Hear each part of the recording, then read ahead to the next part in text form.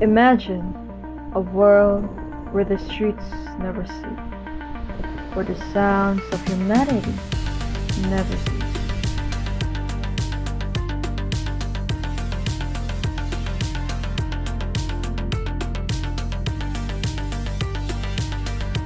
A world where the demand for resources, for space, for opportunity outstrips the supply.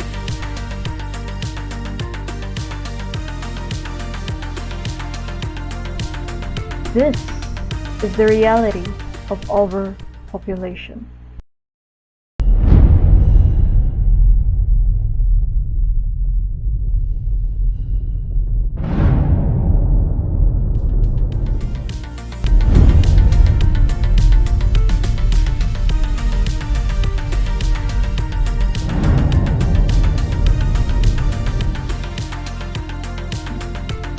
A pressing issue that threatens the very fabric of our society.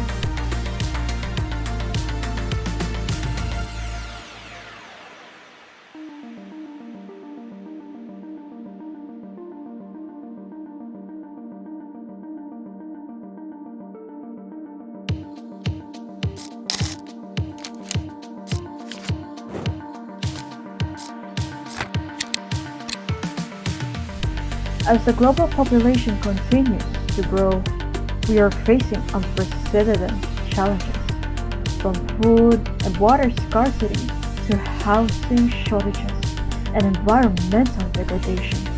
The consequences of overpopulation are far-reaching and devastating. In many parts of the world, families are struggling to make ends meet with limited access to education, healthcare, and economic opportunities. The cycle of poverty is difficult to break. The strain on our planet's resources is evident. Our air,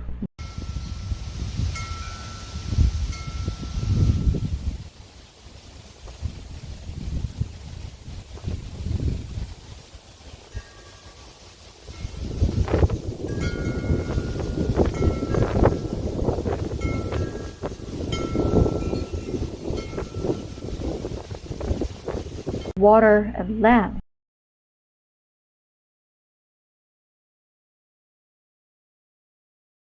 are all being pushed to the limit, threatening the delicate balance of our ecosystem.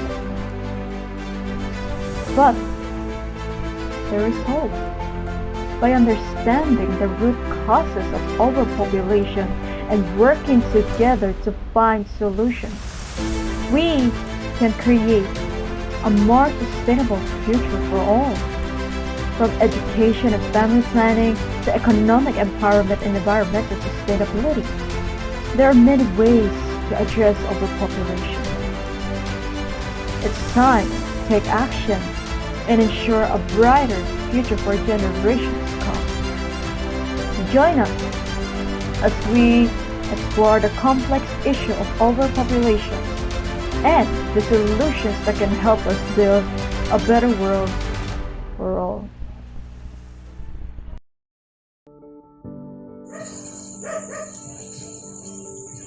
Overpopulation occurs when the number of people in a certain area exceeds the capacity of that environment to support them.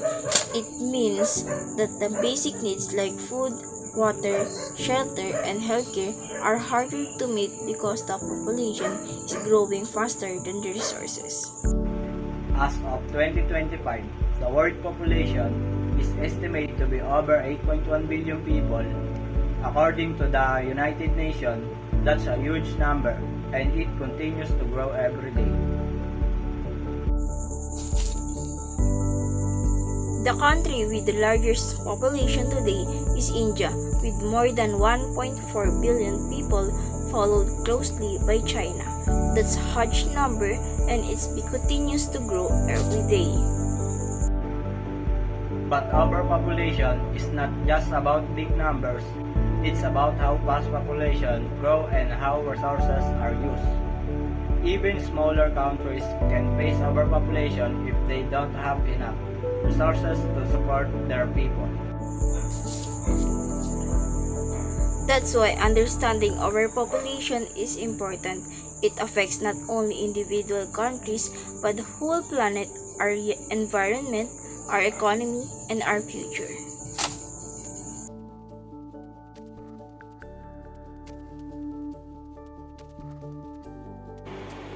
High fertility rates in the global south are a major driver of current population growth.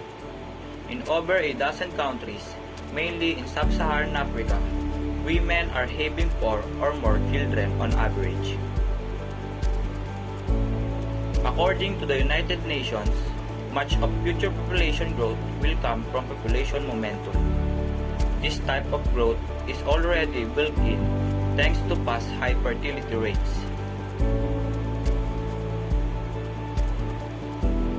Simply put, there are now more people of reproductive age than ever before.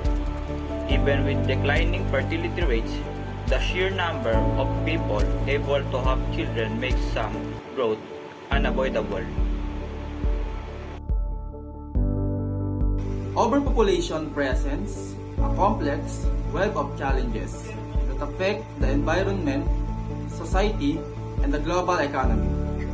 One of the most pressing consequences is environmental degradation. As the population grows, the demand for resources such as land, water, and energy increases exponentially.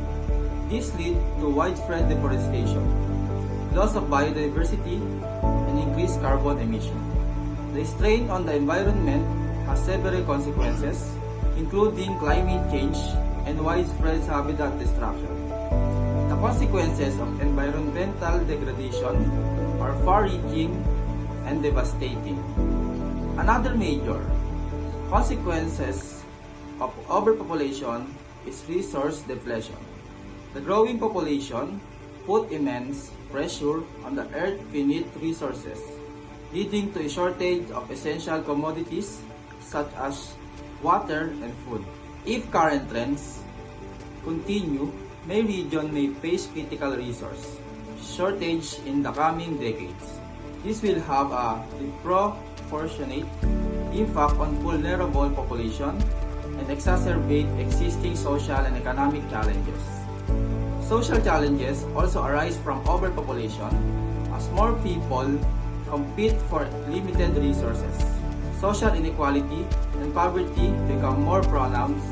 Urban areas, in particular, are facing the effect of overcrowding, including inadequate housing and poor sanitation. These challenges exacerbate social tensions and can lead to increased conflict and instability within and between nations. The consequences of overpopulation are far-reaching and require a comprehensive and coordinated response.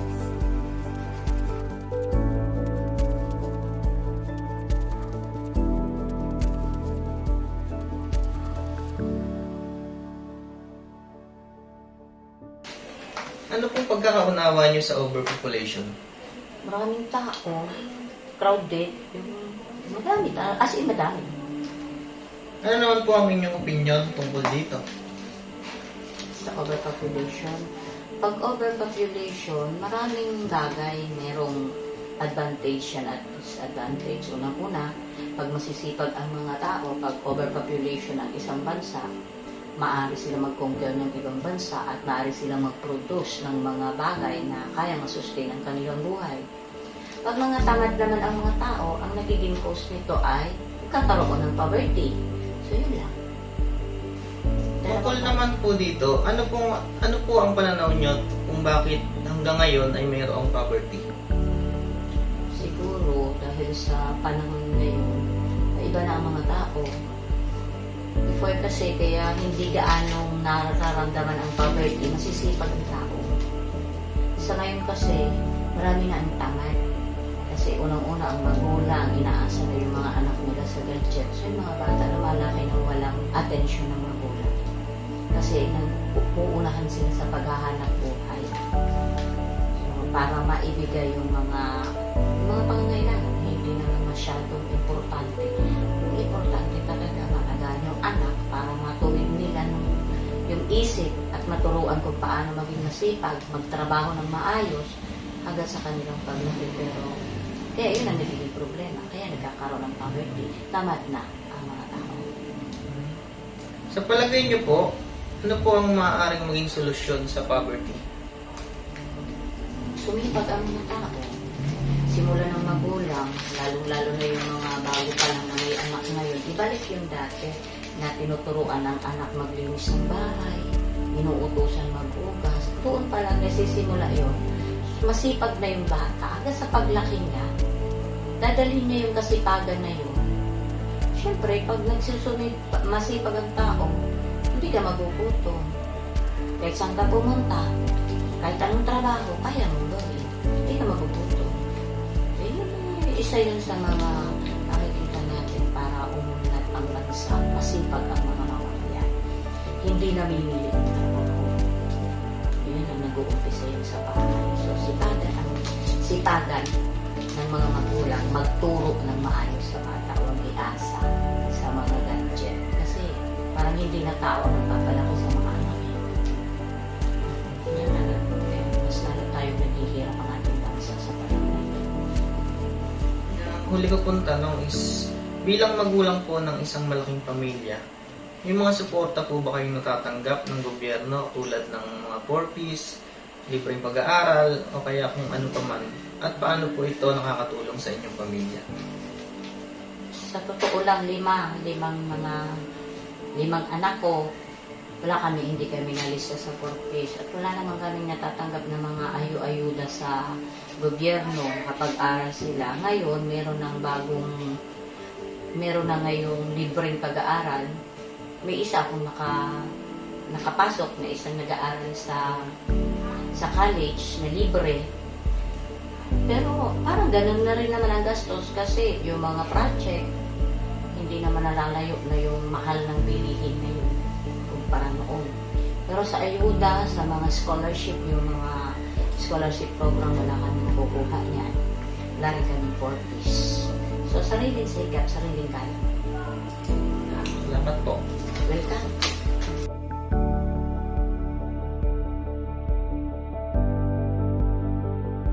Addressing overpopulation requires a multifaceted approach that involves global cooperation and the implementation of practical solutions. One of the most effective strategies is through family planning. By increasing access to contraceptives and reproductive health services, individuals can make informed choices about the number and timing of their children, ultimately reducing fertility rates. Enhancing education, particularly for women and girls, is another crucial solution. Education empowers individuals to make informed decisions, contributes to one's economic standing, and reduces fertility rates. Studies have also shown that educated women are more likely to have smaller families and reductions in infant mortality. Education is a key driver of positive change and a critical component of addressing overpopulation. Implementing supportive policies is also essential.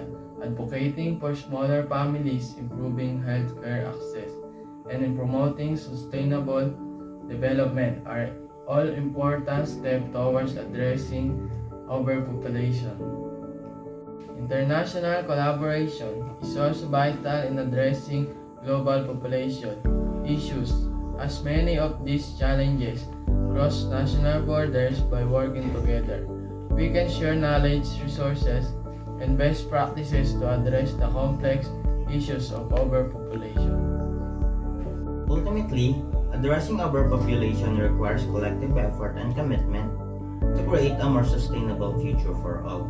By working together, we can build a better world for generations to come. Hello, good day. My name is Florita Dalida. I am a registered nurse by profession. I am currently working as Regional Coordinator for Colcalan's TB Community Hotline Project. It is a CLM or community-led monitoring platform for tuberculosis patients. I'm here to respond to an interview about family planning. So the first question was, what are some of the most effective strategies for increasing awareness and uptake of family planning services, particularly in underserved communities? So during that time that I was working in the community as a public health nurse, most problems or challenge that I encountered was the misconceptions about family planning. And in order to mostly I heard those misconceptions in the community in highly populated communities. So when I introduced family planning to them, they usually refuse because of reasons that are related to misconceptions about family planning. So it is important that we educate our target population. It is important to debunk or to correct the misconceptions that they know. And to be able to do that, you have to go down to their level. You have to lecture them on about family planning using the language that they can really understand. And these days, one of the avenue for teaching family planning is through the family development sessions being conducted among 4Ps beneficiaries by the Department of Social Welfare and Development. So in FDS sessions, we are recommending the inclusion of family planning, responsible parenthood, and reproductive health topics during these activities. Secondly, we have to conduct lectures among young population on gender identity, sexuality, community rights and gender, self-love. We have to teach our young individuals or the young children and early teens to be able for them to learn how to protect themselves. Usually, these populations are common victims of sexual harassment, exploitation. So we have to educate them to be able to help them protect themselves. Next is to provide clear messaging to respective audience. So messaging depends on who are you talking with. So, for example, if the audience are from reproductive age group and parents, the importance of responsible parenthood must be highlighted. Next, we have to advocate for the inclusion of sexuality education in the curriculum. Teenagers tend to discover sex before learning how to use condoms to protect them from unwanted pregnancy and sexually transmissible infections. Fifth, let us also educate the parents so they would know how to handle sexuality issues and concerns of their children.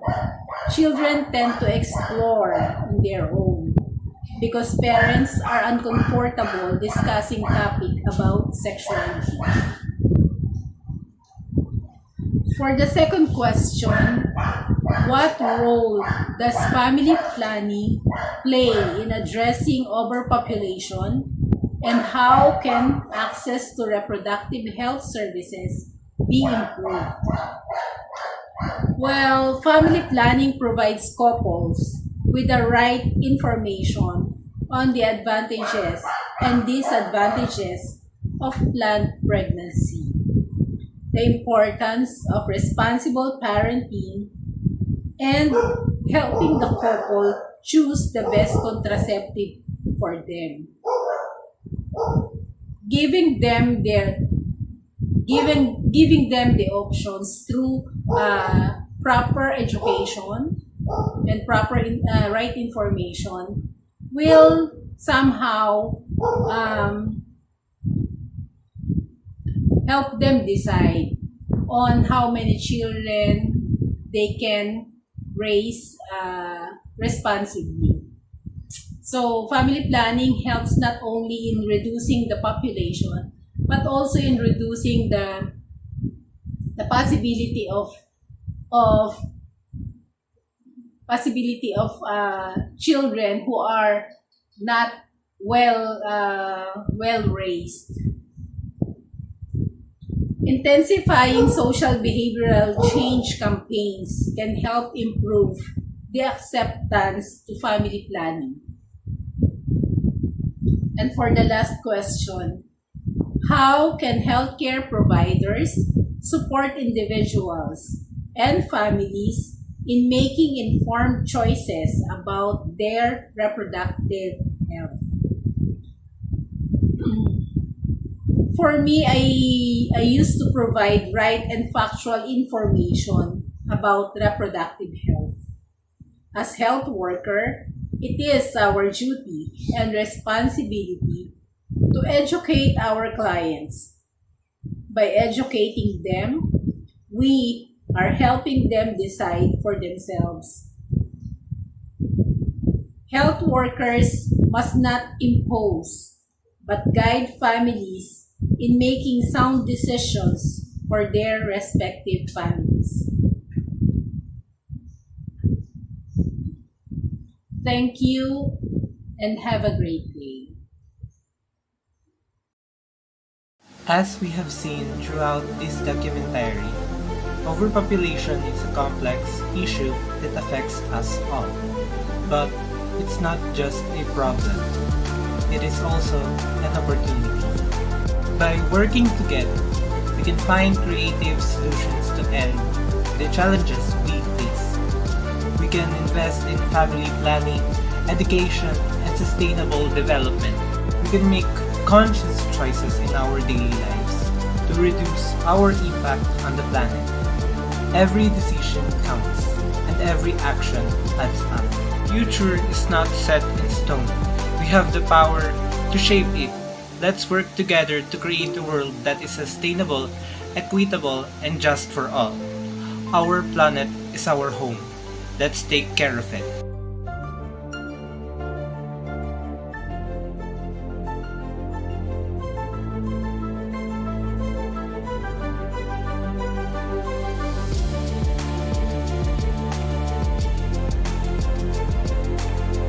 We are not just inhabitants of this planet. We are also its caretakers. Let us take responsibility for our action and aim a sustainable future, as it is not just a dream, it is also a necessity. Let us make it happen through every small action, and collective action will make the change.